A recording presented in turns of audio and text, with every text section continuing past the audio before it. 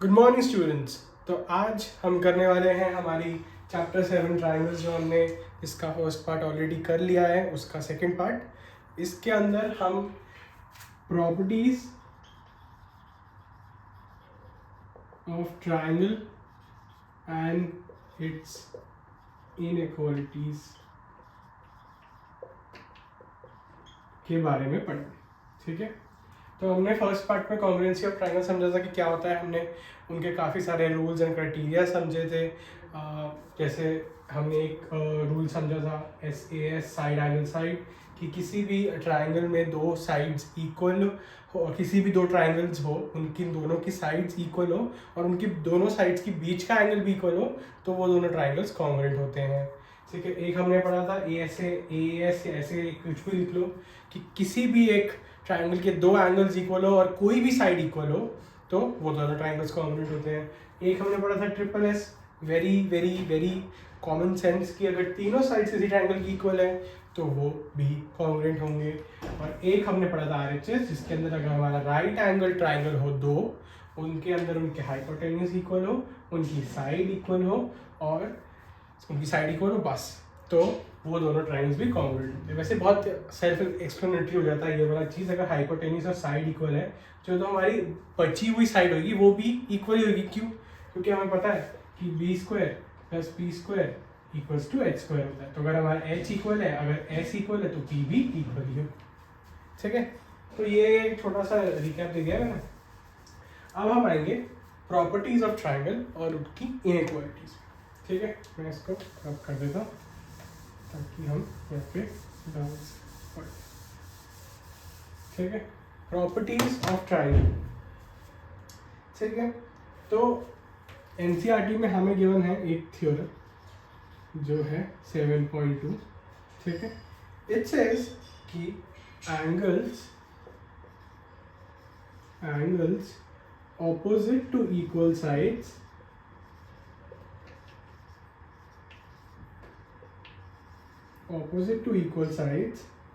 of an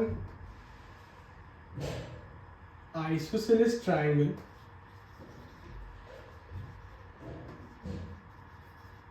are equal। ठीक है, ठीक है, ये क्या है? बिफोर मैं इसके आगे इसको समझाऊं, इसमें आगे बढ़ूं, मैं थ्योरम 7.3 भी यहाँ पे आप लोगों के लिए लिख देता हूँ, जो कहता है, थ्योरम 7.3 ये कहता है, the sides opposite to equal angles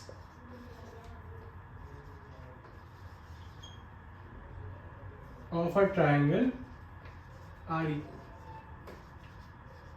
ठीक है, ठीक है, ठीक है, चलो हमने ये दो चीजें लिख ली है। अब इन दोनों को समझते हैं। थ्योरम 7.2, 7.3 थ्योरम है, इसका मतलब इसका हमारे पास एक प्रूफ है। ठीक है, इसका हमारे पास एक प्रूफ है।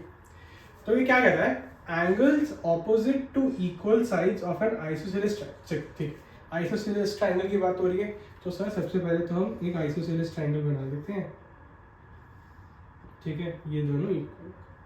ठीक है जी, अब हमें पूछा गया कि हमें बोला गया कि एक आइसोसेलेस ट्राइंगल है, अगर उनकी इक्वल साइड्स है, जो उनकी इक्वल साइड्स है, उनके जो ऑपोजिट एंगल्स होंगे, ऑपोजिट एंगल्स का मतलब समझते हो, मतलब angles opposite to equal side. मतलब अगर जैसे एक कोई ट्राइंगल में कुछ भी से रैंडम बना दूँ, तो इस साइड के ऑपोजिट कौन सा एंगल होता है? ये। इस साइड का ऑपोजिट कौन सा एंगल होता है? ये। तो ये दोनों इक्वल साइड्स हैं, इनके ऑपोजिट ये होता है। मतलब ये तो बहुत बेसिक है, तो समझ जाओगे, इतना सब में दिमाग होगा। ठीक है, तो इनका ऑपोजिट जो एंगल्स होंगे, angles opposite to equal sides of an isosceles triangle are equal. तो अकॉर्डिंग टू दिस थ्योरम ये दोनों एंगल्स भी इक्वल होंगे। अगर हमारे पास एक आइसोसेलेस ट्राइंगल है, उसके अंदर दो साइड्स, ऑब्वियसली दो साइड जो इक्वल होती है, उनके ऑपोजिट एंगल्स भी इक्वल होंगे। अब इसका हमारे को प्रूफ करना है कि जी इसका प्रूफ करके बताओगे। ठीक है, ओके, कर लेते हैं। ठीक है, क्या करेंगे हम? इसी ट्राइंगल को लेंगे। अभी हमें सिर्फ इतना दिया हुआ है, अभी हमें सिर्फ इतना दिया हुआ है कि ये और ये इक्वल है, क्योंकि ये आइसोसेलेस ट्रायंगल है। वी हैव बीन गिवन कि triangle ABC is a isosceles triangle, ठीक है। ये एग्जाम में एक क्वेश्चन ऐसे बनता है कि प्रूफ करो कि the opposite angles of equal sides in an isosceles triangle are equal, proof this. तो इसका प्रूफ ये है, ठीक है, जो हम यहाँ पे करें। तो फर्स्ट वी विल राइट कि let there is a triangle ABC, ठीक है, जिसके अंदर AB is equals to AC, isosceles triangle ABC जिसके अंदर side AB is equals to side AC, ठीक है। ओके, ठीक है। अब हम क्या करेंगे, इस एंगल को, ठीक है, इस एंगल का बाइसेक्टर ड्रॉ करें, ठीक है, इस एंगल का बाइसेक्टर ड्रॉ करें। तो इस एंगल का बाइसेक्टर ड्रॉ कर लिया, अभी कहीं भी हो सकता है। हमने इस एंगल का बाइसेक्टर ड्रॉ किया, हम इस लाइन को ढंग से समझना, draw bisector of angle A। अब इसको ढंग से समझना, ये चीज बच्चे एग्जाम में लिख तो आते हैं बट इसका मतलब नहीं समझते। इसका मतलब तो क्या समझ लेंगे कि हमने यहाँ पे मान लो हमने D तक इसको बाइसेक्ट कर दिया, अब वो क्या कर देंगे BD is equal to DC। नहीं नहीं नहीं नहीं, हमने ये नहीं किया है, चाहे वो इक्वल हो, BD is equal to DC हो सकता है, बट हमने बाइसेक्टर एंगल A का बनाया है। इसका बाइसेक्टर जब हम बना रहे हैं, मान लो कि अब मेरे को एक चीज़ बताओ कि जैसे एक ये ट्रायंगल ले लिया मैंने, ठीक है, अब मुझे इसका बाइसेक्टर बनाना है, और मान लो ये इधर एंड होता है इसका बाइसेक्टर, या फिर मान लो मैंने ये एक ऐसे ट्रायंगल ले लिया, ठीक है, इसका बाइसेक्टर तो इधर एंड होता है, छोड़, इसका बाइसेक्टर किधर एंड होता है, तो ये वाली साइड इससे इक्वल थोड़ी रहती है।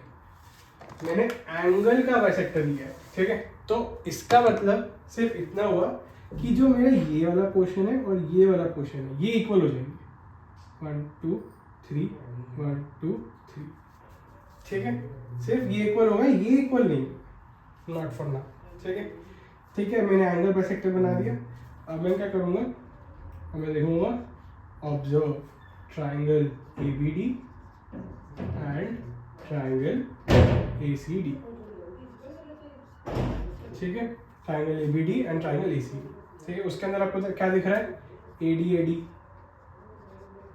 ठीक है, ये वाला एंगल, इसको एंगल C, इसको एंगल X लिख लेता हूँ, इसको Y लिख लेता हूँ, X equals to Y, how, by this, ठीक है। चलो, दो चीज़ें हो गई, और हमें पता है कि ये साइड और ये साइड, हमें पता है ये साइड इक्वल है ना, क्यों, क्योंकि एक आइसोसेलेस ट्रायंगल है। हमें पता है AB इक्वल्स टू AC, तो फिर साइड एंगल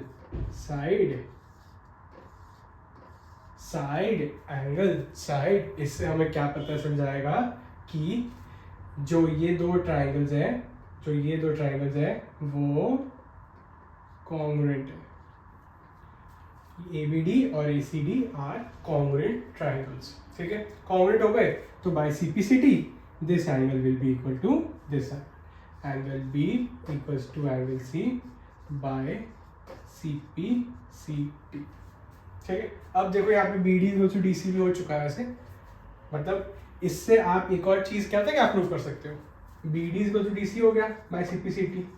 इससे आप एक और चीज प्रूव कर सकते हो कि the bisector of the side which is not equal in an isosceles triangle, the bisector of the angle which is opposite to the side that is not equal bisects that side into two equal parts, ठीक है, इन an isosceles triangle. मतलब थोड़ा समझने की कोशिश करो कि मैं क्या बोल रहा हूँ, कि इन an isosceles triangle the side which is not equal to any other side, which is इसमें BC है जैसे इसमें, उसके ऑपोजिट जो एंगल होता है उसका bisector bisects that side into two equal parts, ठीक है। चलो, ये हमने प्रूव कर दिया, वैसे तो ये प्रूव कर दिया, और इसके ऊपर एडिशनल इन्फॉर्मेशन भी बता दिए जो शायद एग्जाम में कभी कभी पूछ ली जाती है, ठीक है। ओके सर, चलो ये तो हमें समझ आ गया सर, ठीक है, आपने ये तो बता दिया। अब जरा हमें ये बताओ कि ये आपने 7.3 का लिखा है, देखो there are some theorems in mathematics जो एक थ्योरम का बिल्कुल ऑपोजिट होता है बस, ठीक है, एक थ्योरम का ऑपोजिट होता है, उनको हम कन्वर्स बोलते हैं, converse of a theorem, converse of a theorem. 7.3 7.2 का कन्वर्स है। कन्वर्स का मतलब कि बस एक्टिव को पैसिव कर रखा है, ठीक है, एक्टिव को पैसिव कर रखा है। क्या? Me and my friends were playing with the ball, a ball was being played by me and my friends, ये कर रखा है बस, ठीक है, एक्टिव को पैसिव कर रखा है, जैसे इंग्लिश में करते हैं ना। तो इसमें ना angle opposite to equal sides, इसमें the sides opposite to equal angles of the triangle of an isosceles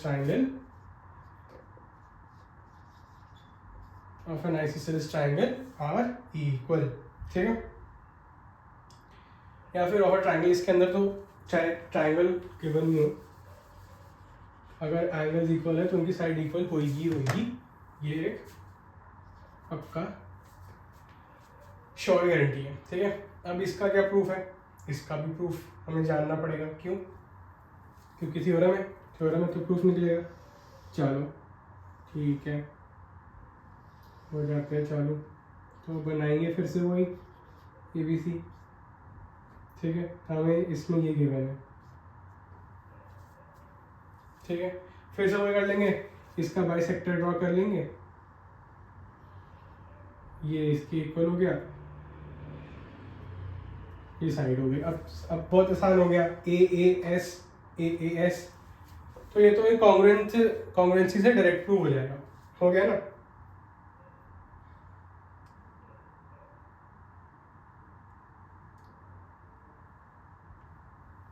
ठीक है, हो गया। कैसे हुआ? AS से करके दिखाओ, करने की जरूरत है, चलो करके दिखा देता हूँ। वैसे तो वेरी इजी, पर मैं करके दिखाता हूँ। हमें ये गिवन है, हमने यहाँ पे AD एक बाइसेक्टर बनाया एंगल A का, ठीक है। हमें पता है कि angle B equals to angle C, हमें पता है angle B equals to angle C, हमें ये भी पता है, इसको x ले लेते हैं, इसको y, x equals to y भी पता है, और AD कॉमन साइड हो गई, ठीक है। तो बाय AS, जिसको हम AS से भी बोलते हैं, this triangle will be congruent to this triangle, so by CPCT AB will be equal to AC, ठीक है। ये इसका छोटा सा प्रूफ है। तो ये अभी तक इतना तो समझ आ गया होगा, प्रिटी इजी, यस। चलो, तो ये थी दो प्रॉपर्टीज, एक आइसोसेलेस ट्राइंगल की या एक ट्राइंगल की। दो प्रॉपर्टी नहीं, एक ही प्रॉपर्टी थी जिनका तोड़ मोड़ के दो बना रखा है, कि एक आइसोसेलेस ट्राइंगल के ऑपोजिट जो साइड्स होती है, जो इक्वल होती है, उनके एंगल इक्वल, उनके एंगल्स भी इक्वल होते हैं। दो इक्वल एंगल्स किसी ट्राइंगल में हो तो उनके ऑपोजिट साइड्स भी इक्वल होंगे, ठीक है। तो ये बेसिक सा था। अब हम चलेंगे इनइक्वालिटीज ऑफ अ ट्राइंगल, ठीक है। तो what is inequalities in a triangle, ठीक है। इसका एग्जैक्टली मतलब क्या?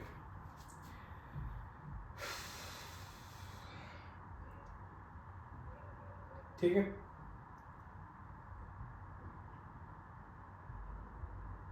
ठीक है। तो अभी हमने एक प्रॉपर्टी पढ़ी थी कि दो इक्वल हो, ठीक है, दो इक्वल साइड जो, तो उनके एंगल्स भी ऑपोजिट इक्वल हो जाते हैं। बट अगर मान लो कि मुझे इनइक्वल एंगल, मतलब इनइक्वल ट्राइंगल दे रखा है, कि ऐसे एक ट्राइंगल दे दिया है, इसमें कोई भी साइड इक्वल नहीं है, इनइक्वल है, इनइक्वालिटीज है उस ट्राइंगल में, ना AB BC की इक्वल है, ना AC BC की इक्वल है, ठीक है, ना AB AC की इक्वल है ना। तो उस, जब हमारे पास ऐसा कोई ट्राइंगल गिवन हो, तो क्या हम उनके एंगल्स के बारे में कुछ कह सकते हैं? तो क्या हम उनके एंगल के बारे में कुछ कह सकते हैं? बताओ। तो अब आ जाते हैं हम अपने थ्योरम नंबर 7.6 पे, एनसीईआरटी में जो है ये, मतलब इस थ्योरम 7.6, इस जो मैं लिखने वाला हूँ उसका नाम थ्योरम 7.6 नहीं है, वो सिर्फ एनसीईआरटी के अकॉर्डिंग है। मैं सिर्फ एनसीईआरटी के अकॉर्डिंग बोल रहा हूँ, उनका थ्योरम कुछ भी हो सकता है। वो 7.6 नहीं उनका नाम, ठीक है। तो अभी ये समझो कि if two sides of a triangle are unequal, ठीक है, तो साइड्स है ट्राइंगल की अनइक्वल है, ठीक है, जो उनके एंगल होंगे opposite to them, the angle opposite to the larger side, the angle opposite to the larger side will be larger, ठीक है। मतलब इसमें इसने मनमानी करनी है। कैसे मनमानी करनी है कि भाई मेरी लेंथ सबसे बड़ी है तो मेरा एंगल भी सबसे बड़ा होगा, ठीक है, मेरी लेंथ सबसे बड़ी है तो मेरा एंगल भी बड़ा होगा, ठीक है। और उसी के साथ थ्योरम 7.7 आता है, जो जैसे 7.2 और 7.3 नहीं किया था ना, वैसे ये दोनों करते हैं। इसका कन्वर्स है,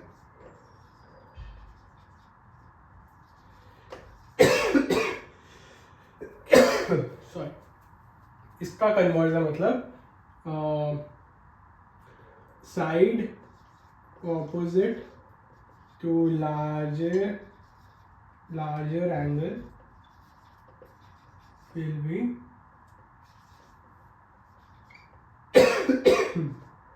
large, ठीक है, side opposite to larger angle will be large, ठीक है। थोड़ा गंदी हैंडराइटिंग में लिखा है, समझ गए ना। इसका उल्टा है कि ये क्या बोल रहा था, ये बोल रहा था कि एक ट्राइंगल के अंदर जो लार्जर साइड होगी उसके जो ऑपोजिट एंगल होगा वो सबसे लार्जर होगा, ठीक है। और एक अगर किसी ट्राइंगल में एंगल किसी साइड का एंगल कोई बड़ा है तो उसके जो ऑपोजिट साइड होगी वो सबसे लार्ज होगी। मतलब अगर ये साइड सबसे बड़ी है इनमें से, AC साइड बड़ी है सबसे इनमें से, तो ये एंगल सबसे बड़ा होगा। अगर एंगल भी सबसे बड़ा है तो AC सबसे बड़ी साइड होगी। इनका सिर्फ इतना मतलब है, ठीक है।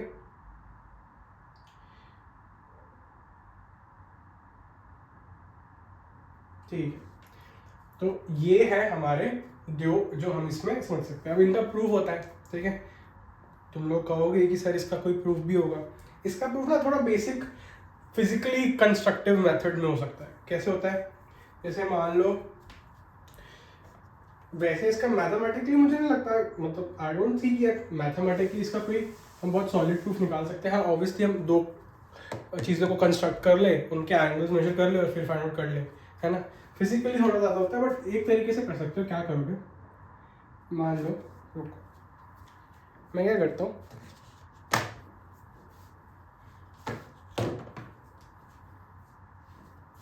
मैं लेता हूँ इस पेन को, ठीक है। मैं ना क्या करता हूँ, सिर्फ मैंने एक ये बनाया,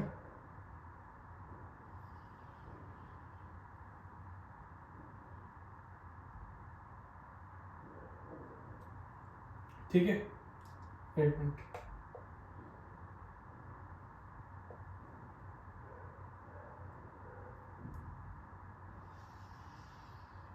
ठीक है, मैंने ये बना दिया। और ये A B C, जो मेरी साइड AC है वो मेरी मार्कर की लेंथ, ठीक है, ठीक है, मार्कर की लेंथ है। अब ये कुछ एंगल है, ये कुछ एंगल है हमारे पास, ये मेरी मार्कर की लेंथ है, ठीक है। अब मैं क्या करता हूँ, इस साइड की इसकी जो लेंथ है वो बढ़ा देता हूँ, इस साइड की इसकी लेंथ है वो बढ़ा देता हूँ। कैसे बढ़ाऊंगा, देखो, एंगल वही रखा हुआ है मैंने, एंगल वही रखूँगा, बट मान लो कि मैं इसकी लेंथ थोड़ी बढ़ा देता हूँ। एंगल वही रखा, बढ़ा दिया, ठीक है, ठीक है। अब मैं इधर आ चुका हूँ, मार्क कर लो, देखो मैंने एंगल वही रखा है, अभी भी एंगल देख लो वही है, पर मैं इधर आ चुका हूँ। तो अगर मैंने इसकी साइड की लेंथ बढ़ा दी है, इसकी लेंथ बढ़ा दी है, तो इसके एंगल में क्या फर्क आ रहा है, देखो इसका एंगल भी उसके साथ साथ बढ़ रहा है, समझे समझे, इसके साथ भी इसका एंगल बढ़ रहा है, हेंस ये इस चीज को प्रूव करता है। तुम इसको लेते जाओ इसकी ऐसे इस एंगल को सेम रख के, इस एंगल को सेम रख के बढ़ाते जाओ तो ये भी एंगल साथ साथ साथ साथ साथ साथ बढ़ता रहेगा, ठीक है, ये भी एंगल साथ साथ बढ़ता रहेगा। कभी ऐसे दिखाया ना ऑब्ट्यूस एंगल जो हमारा होता है, जो हमारा ऑब्ट्यूस ट्रायंगल होता है, सॉरी,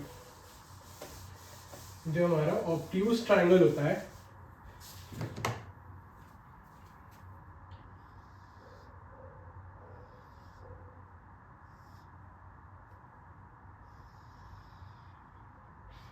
ऑब्ट्यूस एंगल या ऑब्ट्यूस ट्रायंगल दोनों चीजें हैं, ये ऑब्ट्यूस एंगल, ये ऑब्ट्यूस, तो जो सबसे जो यहाँ पे ऑब्ट्यूस एंगल होता है ना, उसकी साइड को बहुत ऐसे खींचना पड़ता है ना। कभी बनाया कोई जिसमें ऑब्ट्यूस एंगल की साइड बहुत छोटी हो, हमेशा उनके एंगल को खींचना पड़ता है, क्यों, तो वो खींचावट के चक्कर वो एंगल बढ़ गया इसलिए उनको खींचना पड़ रहा है, इसीलिए इनकी साइड बढ़ी जाती है। खुद समझो, ठीक है, अगर किसी भी पॉइंट है, ठीक है, और दो लाइन है, अगर उनका एंगल बढ़ेगा, ठीक है, मान लो मैं भी यहाँ हूँ, ठीक है, मेरे साथ मेरा दोस्त भी यहाँ है, ठीक है, हम दोनों दूसरे रास्ते में जा रहे हैं, एंगल बढ़ा रहे हैं अपने, मतलब हमारे बीच का डिस्टेंस, जो हमारे बीच का एंगल है, ठीक है, ये मेरा दोस्त है, मैं भी इधर ही हूँ, ठीक है, वो इधर जा रहा है, मैं इधर जा रहा हूँ, हमारे बीच में एंगल बढ़ रहा है। अगर हम दोनों अपने बीच का एंगल बढ़ा रहे हैं तो हम दूर ही जा रहे हैं ना, तो अगर हमें दोबारा मिलना हुआ तो हम सीधी लाइन में जब जितना दूर चले जाएंगे उतना ही डिस्टेंस बढ़ जाएगा ना। तो ये एक तरीके से अब तुम समझ आ रहा होगा कि जितना एंगल बढ़ता रहेगा उतना ही उसकी साइड बढ़ती रहेगी, वही हमारे ट्राइंगल का रूल होता है, ठीक है। सिमिलरली वाइस वर्सा, कि अगर साइड बड़ी है तो उसके ऑपोजिट जो एंगल होगा वो भी सबसे बड़ा, ठीक है। इसका प्रूफ एग्जाम में वैसे नहीं आता है, बट ये क्वेश्चन आते हैं इस पे, तो तुम्हें बहुत ध्यान से करने होंगे।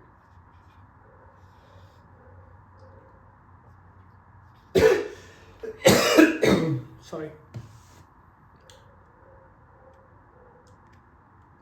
ठीक है, तो let's move on to our last theorem, theorem 7.8, ठीक है। थ्योरम 7.8 क्या कहती है, ये कहती है कि the sum of any two sides of a triangle is always लिख देता हूँ यहाँ पे, ज़्यादा एम्फोसाइज कर देता हूँ, is always greater than the third side. क्या समझे, क्या समझे, क्या समझे इससे? इसका कहने का मतलब है कि एक ट्रायंगल है, ठीक है, यहाँ पे होना है हुई हुई हुई हुई हुई हुई हुई हुई हुई हुई हुई हुई, ठीक है। ये बहुत ही एक ऑब्ट्यूस ये बना दिया मैंने, ठीक है, ऑब्ट्यूस ट्रायंगल। चाहे ऐसा भी कोई ट्रायंगल है, चाहे ऐसा कोई ट्रायंगल है, किन्हीं भी दो साइड्स का सम थर्ड साइड से हमेशा बड़ा हो, मतलब ये है कि if this is ABC then AB plus BC will always be greater than AC, या फिर AB plus AC will always be greater than BC, या BC plus AC will always be greater than AB। ये rule है, rule नहीं है, ये fact है, ये फैक्ट नहीं है, ये बस ट्रू है, मतलब ये गलत नहीं हो सकता कभी भी। दिस इज फॉर श्योर, इसका कोई एक्सेप्शन नहीं है कि दो साइड्स का जो सम है हमारा ट्रायंगल में, वो किसी भी का कितनी लंबी थर्ड साइड हो, उससे हमेशा बड़ा, ठीक है। ठीक है सर, बट ये थ्योरम है, आपने कह तो दिया कि ट्रू है, बिल्कुल सच है, कभी गलत नहीं हो सकता। थ्योरम है तो इसका मतलब प्रूफ भी है इसका, है ना। और अभी अब हम पीछे 7.6 7.7 थ्योरम जो पढ़ी थी उसके अकॉर्डिंग ही हम इसको प्रूव कर सकते हैं। कैसे करेंगे, चलो करते हैं। चलो इसके लिए ना एक इंटरेस्टिंग ट्राइंगल ले लेता हूँ। एक इंटरेस्टिंग ट्राइंगल मेरे लिए ना, मतलब कौन सा इंटरेस्टिंग ट्राइंगल होता है, ये वाला, जिसमें 90 डिग्री का खेल आ जाता है। मज़ा आता है क्योंकि इस ट्राइंगल में ना, ये फिजिक्स में भी बहुत होगा हाइपोटेन्यूज वगैरह। तो ABC, ठीक है। अब हमें पता है कि हाइपोटेन्यूज सबसे बड़ी साइड होती है, ठीक है। हैंड्स डाउन, हैंड अप कि AC में बड़ी साइड होगी, hypotenuse is the longest side. इसमें कोई गलत बात नहीं है, इसमें कोई लाई नहीं है, इसमें कोई भी झूठ नहीं है। AC इज अ लॉन्गेस्ट, ठीक है। तो अब मुझे ना एक बच्चा आया कहता है कि सर AC बड़ी होती है AB और BC के सम से, ठीक है। बड़ी होती है या फिर ना इक्वल होती है, बड़ी होती है इक्वल होती है, देख लो सर, अब देख लो, बड़ी होती है इक्वल होती है, ठीक है। तो मैंने कहा कि नहीं भाई ये तो गलत है, ये तो इस थ्योरम को ये गलत बता रहा है, ठीक है। तो फिर कहता सर ने आप प्रूफ करके दिखाओ मुझे कि ये थ्योरम कैसे सच है, ठीक है। तो मैंने कहा प्रूफ करते हैं, ठीक है। हमने अभी थ्योरम 7.6 7.7 में क्या पढ़ा था कि the angle opposite to the largest side is largest, है ना।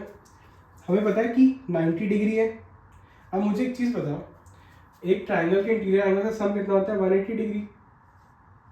अगर यहाँ पे 90 डिग्री है, ठीक है, इससे अगर कोई एंगल यहाँ पे बड़ा होगा या इक्वल होगा तो या तो 90 का होना चाहिए 91 डिग्री का, है ना। क्या इसमें 90 डिग्री या 91 डिग्री का एंगल हो सकता है? अगर 90 का हो गया ये तो 0 हो जाएगा, पॉसिबल ही नहीं है, ट्राइंगल ही नहीं बचेगा।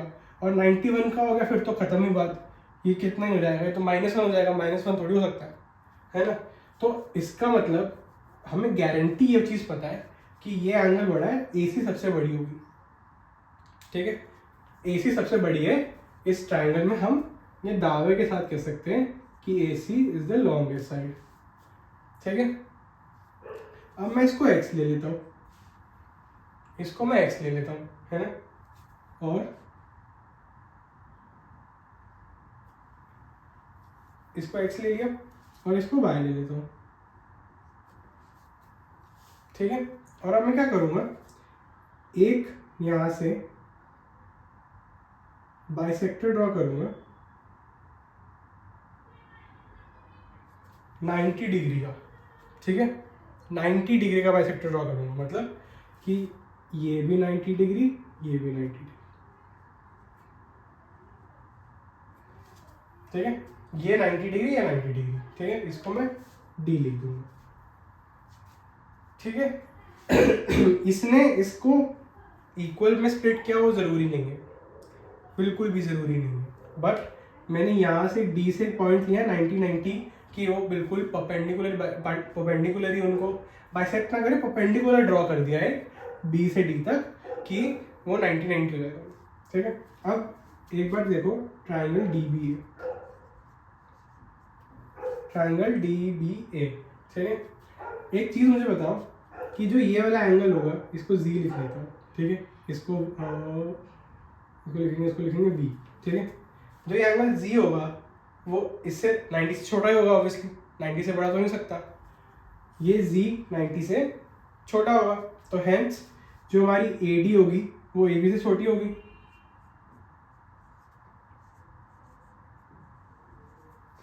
समझ आ गया?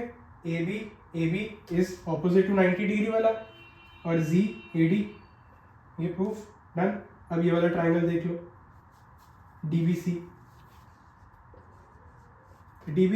ये 90 डिग्री है, इसके ऑपोजिट BC है, और ये V के ऑपोजिट DC है, तो DC से बड़ी हो जाएगी BC, है ना। Got it. ये वाला ट्राइंगल देखो DBC, ठीक है। अब मैं क्या करूँगा, इन दोनों को लूँगा, ठीक है, मैं क्या करूँगा, इन दोनों इक्वेशंस को लूँगा और जोड़ दूंगा, मिला दूंगा। कैसे, मैं क्या करूँगा, ए डी प्लस दोनों को ऐसे मिला दूंगा, इसको यहाँ ले आता हूँ और इनका सम कर दिया था। अब यहाँ क्या आ जाएगा, A D plus D C is greater than A B plus B C. आ गया, आगे सर, आगे सर, आगे sir. A D plus D C क्या है, ए सी। हेंस इससे हमें क्या पता चलता है कि in a triangle sum of any two sides of a triangle is always greater than the third side. AC is smaller than इन दोनों का sum. ठीक है, आ गया समझ, कर दो, ठीक है जी कर दिया अब।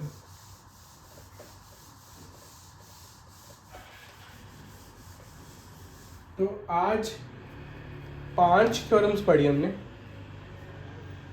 एक हमने पढ़ी प्रॉपर्टीज की, है ना, एक तो हमने पढ़ी प्रॉपर्टीज 2 ट्राइंगल की, आइसोसेलेस ट्राइंगल की, ठीक है। फिर हमने पढ़ी इनइक्वालिटीज कि साइड बड़ी होगी तो एंगल बड़ा हो जाएगा, एंगल बड़ा होगा साइड बड़ा हो जाएगा। एक हमने पढ़ा कि चाहे कोई भी साइड, क्या कोई भी एंगल कितना ही बड़ा हो, ठीक है, एंगल नहीं, कोई भी साइड चाहे कितनी बड़ी हो, अपने बाकी 2 साइड्स के सम को नहीं मैच कर सकती, उनसे ऊपर नहीं जा सकती, है ना। ठीक है, तो अब हम करेंगे इन सब पार्ट्स पे कुछ ना कुछ क्वेश्चंस, ठीक है। तो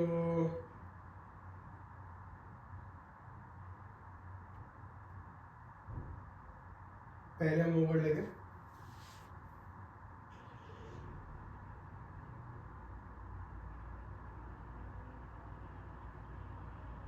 ठीक है। एक क्वेश्चन, पहला क्वेश्चन करते हैं इसमें कि A B C is a right angle triangle,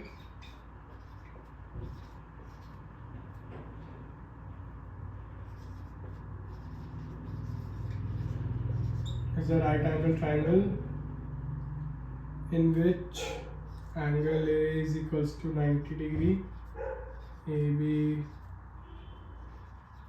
EC, AB is equals to AC. Find angle B and angle C. Questions के लिए हम अपना यूज करेंगे ब्लू पेन।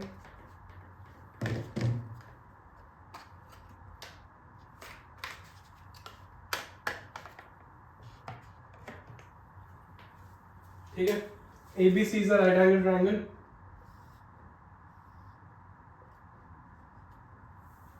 एंगल है 90 है, तो ध्यान रखना कि सही चीज़ों को सही जगह लिखो, ठीक है। कई बार बच्चे ABC से राइट एंगल ट्राइंगल करते हैं और जल्दबाजी में B में 90 डिग्री डाल देंगे और फिर यहाँ ABC A यहाँ पे डाल देंगे, यहाँ पर 90 डिग्री कर देंगे। कोई सेंस इस बात की, वो फिगर देखेगा, वो कहेगा क्या भाई ढंग से कर तो ले क्वेश्चन, यहाँ पे लिख लो, क्या बड़ी बात है। और क्या कहना, AB equals to AC। Find angle, कितना आसान question, find angle B and angle C।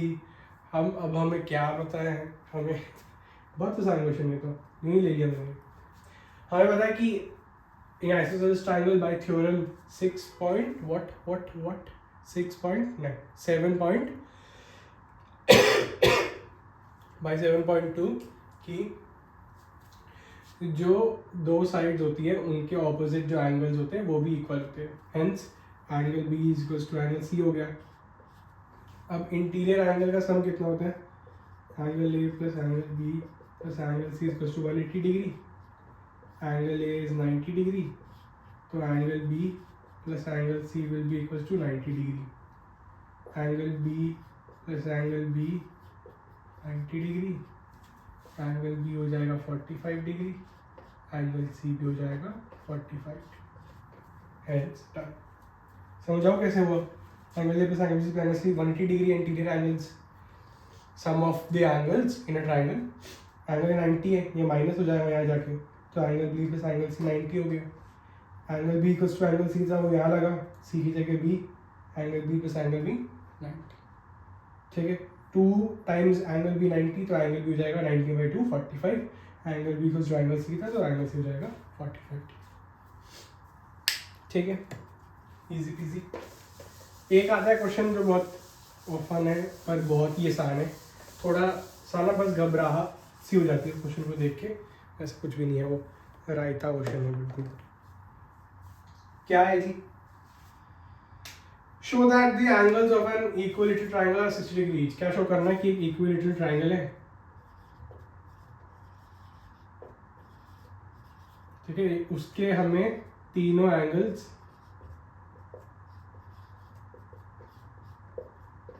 ये शो करने हैं, ठीक है। मैं जल्दी से करूँगा, इसका प्रूफ पूरा लिखने की ऑनेस्टली ज़रूरत नहीं है, तो मैंने एक एंगल बनाया ABC, बहुत इजी है।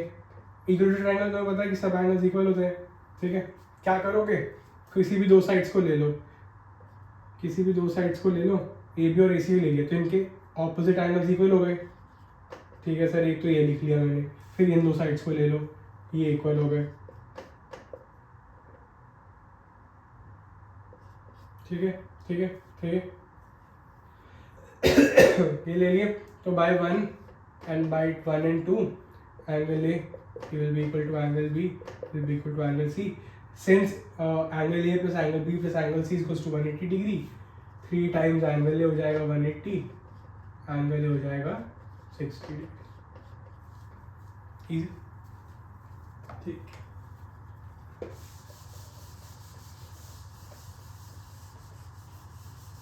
चलो, let's move on to the other 3 theorems that we did. उनके क्वेश्चन करते हैं, थोड़े इंटरेस्टिंग से।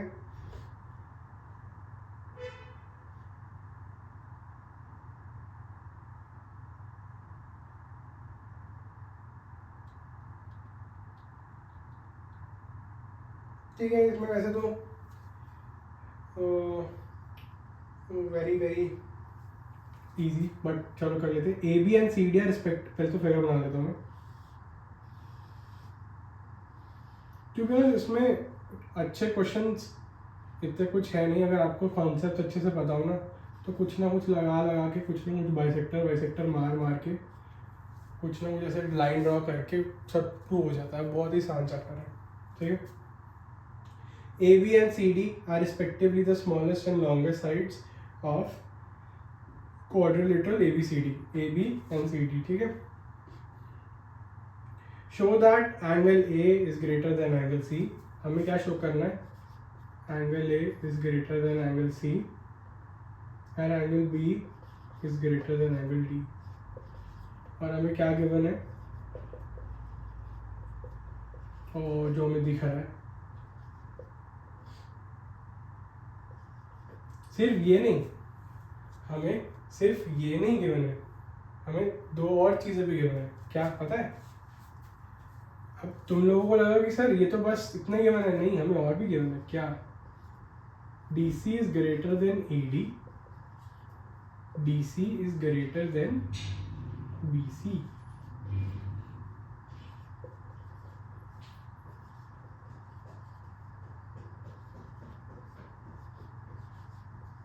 हमें ये सब कुछ गिवन है। क्वेश्चन में क्या गिवन था कि AB स्मॉलेस्ट साइड है, DC लॉन्गेस्ट साइड है। स्मॉलेस्ट है, लॉन्गेस्ट है, मतलब ये स्मॉलेस्ट है तो ये इन दोनों से भी स्मॉल होगी, ये लॉन्गेस्ट है तो ये इन दोनों से भी ऊपर होंगी, लार्ज होंगी, है ना। तो इतना सब कुछ गिवन है, हमें सिर्फ इतना नहीं गिवन, ये भी गिवन है, तो इस चीज़ का ध्यान रखना, ठीक है। अब हमें क्या शो करना है, angle A is greater than angle C, okay, ठीक है, और angle B is greater than angle D, ठीक। क्या करेंगे to make it very easy, हम एक यहाँ पे लाइन ड्रॉ कर्ली लाइन ड्रॉ, ठीक।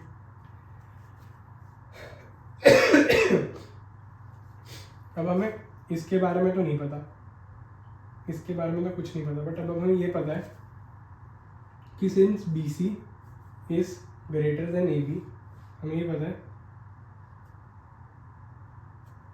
तो बी सी ए बी से ग्रेटर है, तो अगर ये एक्स है, ये वाई है, एक्स यहाँ पे लिखा हुआ है, ये ध्यान देना, X is greater than Y. Angles के मैं पूरा बना के एंगल्स नहीं लिखता, चलो वो लिख लेते, थोड़ा आसान रहेगा तुम लोगों के लिए समझना। वैसे उसमें बहुत ना कन्फ्यूजन हो जाती है, कुछ गलत लिख दिया जाए तो, पर चलो वही लिख लेते। ठीक है, मैंने यहाँ पे एक लाइन बनाई, इनको सिर्फ जॉइन किया है, कुछ नहीं, मैंने बाइसेक्टर और सेक्टर से जॉइन, सिर्फ जॉइन। ठीक है, बट इसके by B C is greater than A B, B C is greater than A B, we can say कि angle B A C is greater than angle A C B, है ना। ये इससे लंबी है तो ये वाला एंगल इसके ऑपोजिट है, हेंस इससे बड़ा हो जाएगा, ये इसके ऑपोजिट है। ठीक है, ये समझ आ गया हमें। ओके जी, अब हम चलते हैं इस वाले ट्रायंगल में। इस ट्रायंगल में हमें पता है डीसी सबसे, डीसी बड़ा है एडी से, डीसी बड़ा है एडी से, है ना। इसको 1, इसको 2, डीसी बड़ा है एडी से, तो ये वाला जो एंगल हो जाएगा, ये वाला एंगल इससे बड़ा हो जाएगा, angle D A C, angle D A C will be greater than angle D C.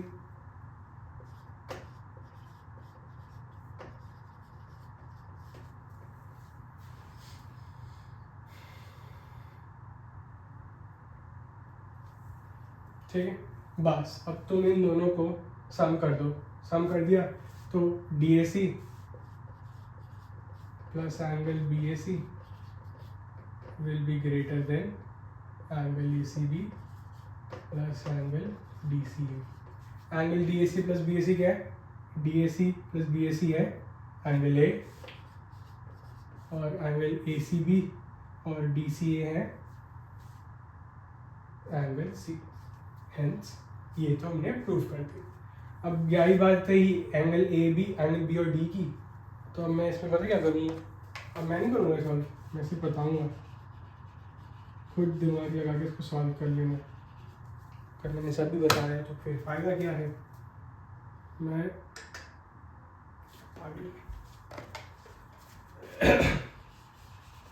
क्या करूँगा, इस क्यूब से क्वाड्रिलेटरल को इस साइड से ज्वाइन कर दूंगा। अब दो ट्रायंगल फिर से बन गए, ठीक है, दो साइड्स फिर से आ गई। हमें पता है कि ए बी से तो बड़ा है, तो ये वाला एंगल इससे बड़ा हो जाएगा। ठीक है, ये वाला एंगल इससे बड़ा हो जाएगा। इसको डार्क में कलर कर देता हूँ, ये बड़ा एंगल है तो इसको कलर कर दिया। ठीक है, क्यों, क्योंकि A D side A B से बड़ी है। अब इस वाली ट्रायंगल में हमें पता है कि डी सी सबसे बड़ी साइड है, तो ये वाला एंगल इससे बड़ा हो जाएगा। ठीक है, दोनों को ऐड कर दो, hence angle B greater than angle. ठीक है, चलो थोड़ा सा दिमाग लगाने वाला क्वेश्चन था, बट तुम्हें बस देखना है कि कहाँ से तुम दो ट्रायंगल बना लो, और फिर सारे ट्रायंगल्स, सारी दुनिया जहान के ट्रायंगल्स की प्रॉपर्टीज लगा दो, तुम्हें आंसर मिल जाएगा। तो ये लास्ट क्वेश्चन है, इसको मैं लिखता हूँ, show that of all line segment drawn from a given point not on it, the perpendicular line is the shortest.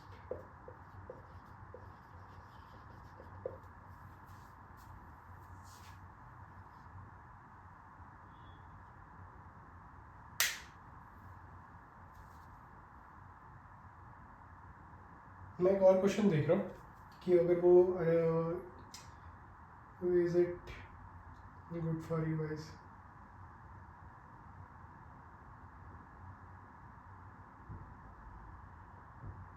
नहीं, चलो ये वाला भी कर लेंगे, अभी पहले इस पे ध्यान देते हैं। ठीक है, जल्दी से कराता हूँ मैं। इसमें पूछा कि show that of all line segments drawn from a given point, एक पॉइंट से हमने लाइन सेगमेंट्स ड्रॉ करनी है, नॉट ऑन इट, मतलब इसके ऊपर नहीं है, इससे सिर्फ ड्रॉ हो रही है, इसके आगे पीछे कहीं नहीं। ठीक है, तो इसमें कहा है कि बेसिक लेवल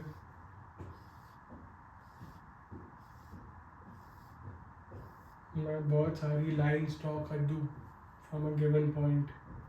ठीक है, तो जो परपेंडिकुलर वाली होगी वो शॉर्टेस्ट होगी। ठीक है, जो परपेंडिकुलर होगी वो सबसे शॉर्टेस्ट होगी। क्या करेंगे हम इसमें एक यहाँ पे एक लाइन और ड्रॉ कर देंगे ताकि इन सब पे फॉल हो जाए। जो परपेंडिकुलर है वो 90 डिग्री है।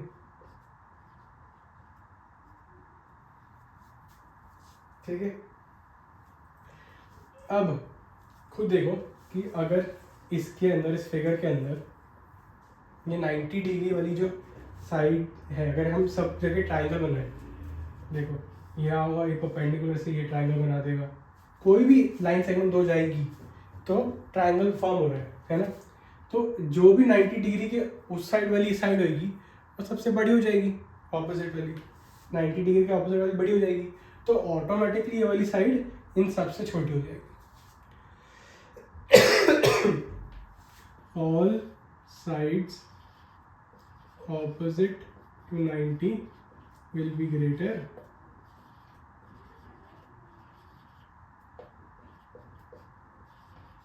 greatest या longest।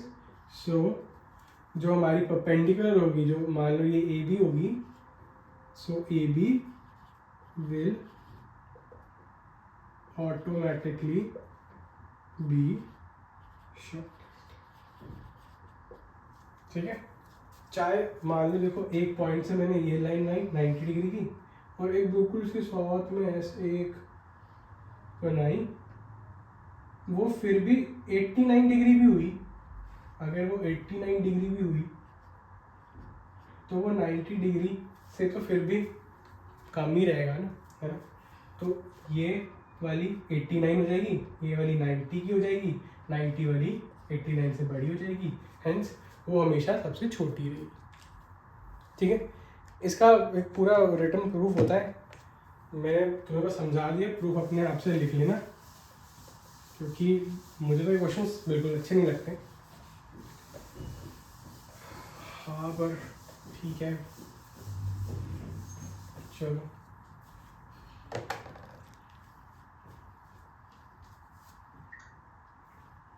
क्वेश्चन नंबर 5 जो हमारा 7.4 एक्सरसाइज का है, जो हमारा आखिरी क्वेश्चन होगा इस वीडियो का।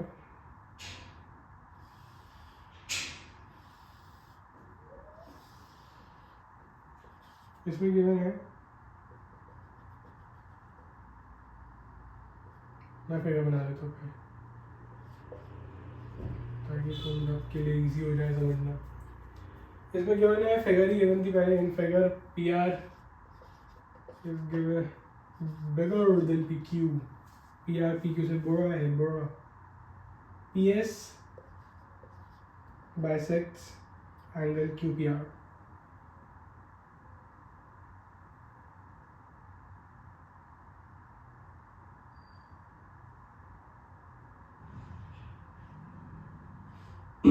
PS bisects angle QPR, तो फिर उन्होंने ये क्यों किया, पता नहीं क्या।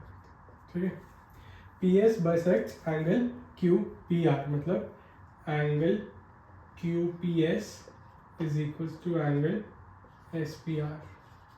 ठीक है, prove that angle PSR is greater than angle PSQ।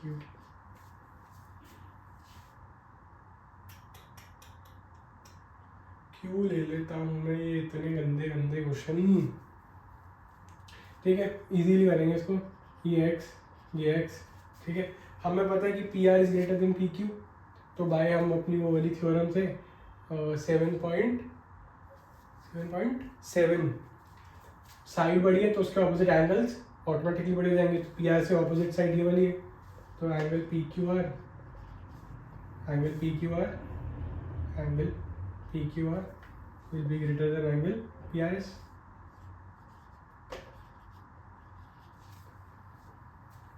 ठीक है, thank you thank you thank you.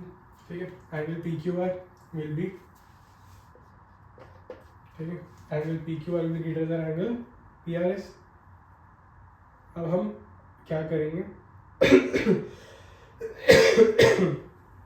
इन दो ट्राइंगल्स को लेंगे,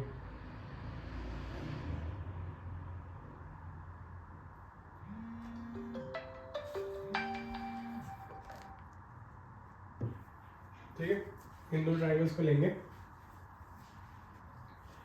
पहले क्या करेंगे, मैं इसको डायरेक्टली सॉल्व कर देता हूँ। ठीक है, क्या होगा, ये वाला एंगल इस वाले एंगल से, जो एंगल पी क्यू आर है, ये मान लो जेड है, ठीक है, और ये बी है,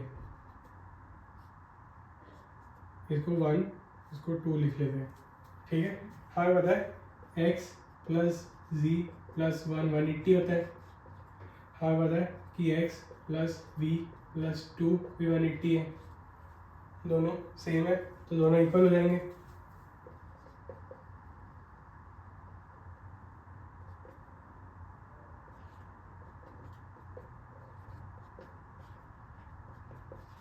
ठीक है, x से x कैंसिल, 180 180, तो ये z plus 1 v plus 2, z plus 1 v plus 2, ये 1 2 मत लो, समझ ही नहीं आएगा, सम करने बैठ जाऊंगा सच्ची में।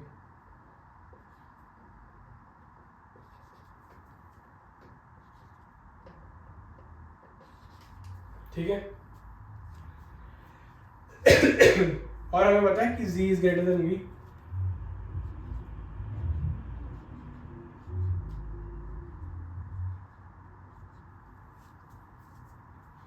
हमें पता है कि z is greater then v। ठीक है,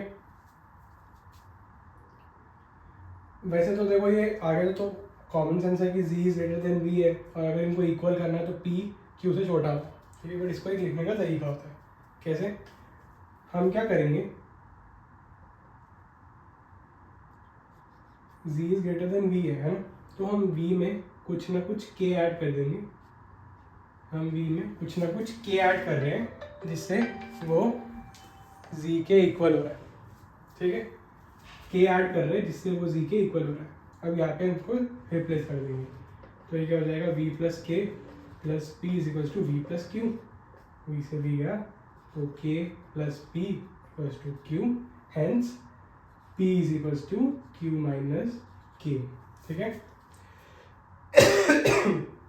इसका मतलब है कि p को अगर q के इक्वल करना है तो मैं कुछ ना कुछ माइनस करना। ठीक है, तो hence q is greater then p, तो हमारा ये वाला चीज प्रूव हो जाए। ठीक है, ओके गाइस, तो ये चैप्टर हमें कंप्लीट होता है, एंड बाकी चैप्टर्स अब आगे आते रहेंगे, और ये चैप्टर कंप्लीट हो गया, इसको ढंग से रिवाइज करके क्वेश्चन सॉल्व कर लेना। अभी के लिए bye bye, thank you, good.